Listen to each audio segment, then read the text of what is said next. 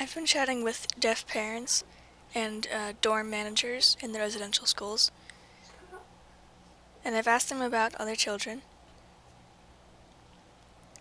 And the girls, usually in the dorms at night, they'll be on their pieces of technology, their phones or the computers.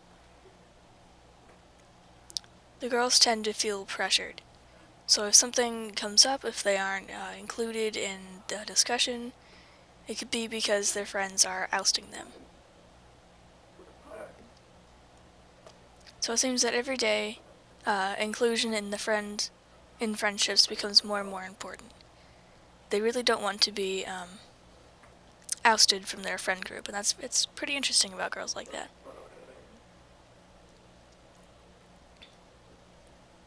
A new problem that we're experiencing is cyberbullying, and parents often have no idea that it's happening or what it is.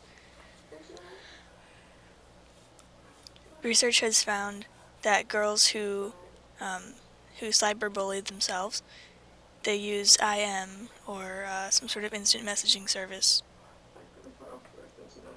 Girls experience this 2 times more than boys. Boys are a little different. They don't usually use IM. Well, they do, but it's less than. They usually bully other boys through sports. If they have to make up a character or something, they'll sort of become the bully in that scenario. Boys tend to steal other boys' passwords as well. For parents or people who work with children, such as in a school, we really cannot ignore this problem. Our children need our protection. We need to help them with this. And when adults were growing up, we didn't have these problems. We didn't have this kind of technology. So our parents didn't teach us how to deal with this. So this is like a new environment for us. We can't just leave it alone. We have to be involved in that. So you know that in school they teach about sex. That's the same thing. Parents have to teach about internet safety. It's just like they have to you have to teach your children how to drive a car. You also have to teach them how to stay safe on the internet.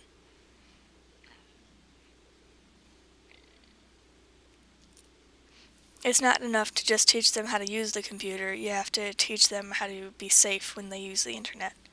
Respect is important. Most psychologists and social workers and counselors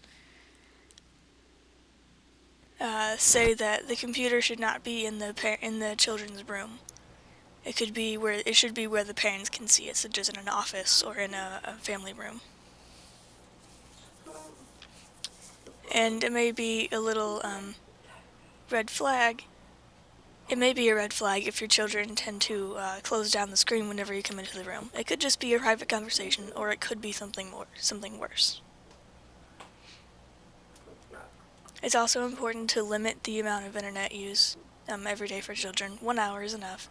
Sometimes, obviously, if they need to use the internet to research for a project or something, that's fine. But 1 hour is generally enough.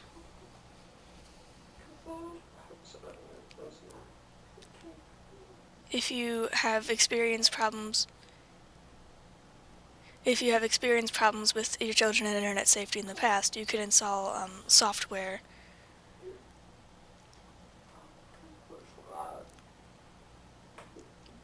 and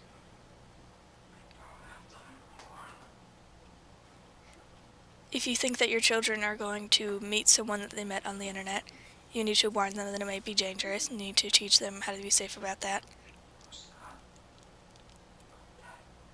And you may need to have a sit down and discuss with your children. These are some warning signs I've been seeing, and I do take care of where you are.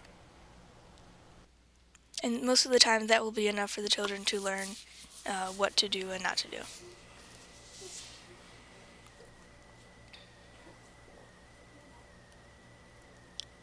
Now I'd like to discuss how to control cyberbullying.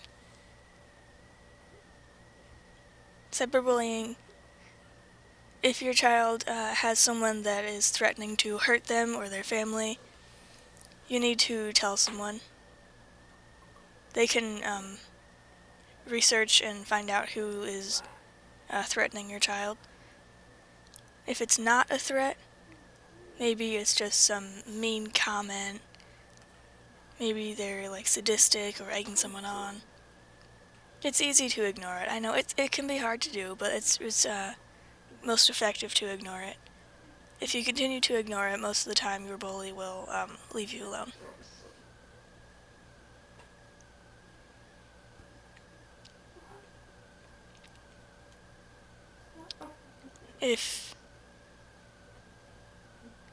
Do not egg on your aggressor. Don't give them any reason to continue commenting to you. That will inevitably just make things worse.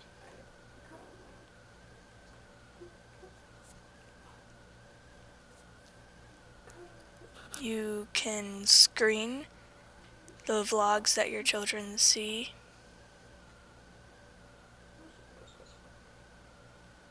And you can use software to get certain things off of your screen.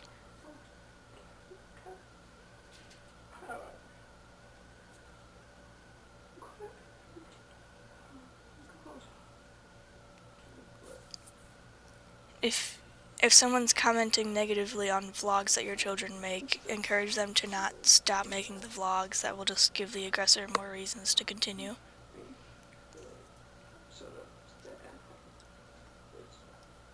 Parents can use deaf people to teach their children. You may have a favorite website or something that the children enjoy. Maybe it's a funny website. And you can go through, look with the comments, look at the comments with your children and see, oh, these are positive, these are negative. And if they want to make their own comment on something, make sure that they have your permission. Don't make it negative, of course. And that's how you can teach them to make appropriate comments.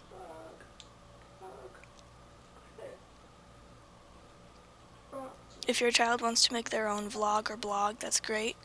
I think you should allow that.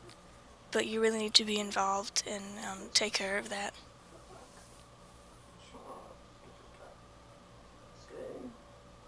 Make sure that the comments go to your inbox, not your child's. So if something is negative or something that your child doesn't need to see, you can take that out before they see it. Some comments will be inappropriate.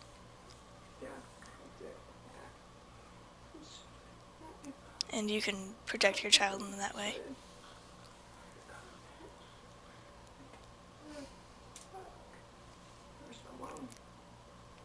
Maybe someone will disagree with your child's vlog, and it's not truly a bullying situation, but it can be a good way to explain internet safety for your children.